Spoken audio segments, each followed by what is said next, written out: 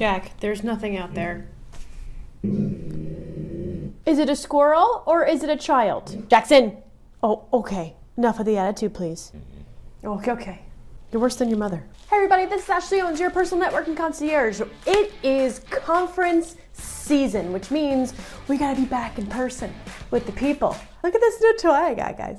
Look at this new toy. We gotta go back in time and figure out before the pandemic how the hell to actually talk to people in a crowded space. Now, I will be attending a ton of conferences this year, so you will get the first-hand experience on how to network like a boss inside of a conference without wanting to die. I dug deep into a couple different places surrounding the best tactical ways to go into a conference and network your face off, and here are the best items I found. Conferences can be overwhelming. If you focus on going narrow and deep, what that means, relax. Try not to make a ton of superficial connections. It can absolutely be enticing when you've got all these people that you're going to be meeting at this conference, but really try to build relationships with a smaller group of people. Play the long game. Just because you didn't get that meeting right away with that one person does not mean you can't follow up to then expand the relationship later down the road. Don't focus on short-term relationships, focus on long-term ones. Here's a hack. Volunteer at high-end events. Everyone's looking for help. It's a great way for you to meet other people with similar interests, and it will give you access to people that are well-connected in your industry. Talk to moderators, the people that are talking to the people. Talk to panelists. The best connection I ever made was sitting outside after a keynote got off the stage. He walked outside to get some air. We sat there for almost 2 hours chatting about life, chatting about industry, chatting about professionalism, and chatting about leadership. He is still the number one person I love meeting and connecting with, and he's provided me with some amazing opportunities. Be humble. Don't pretend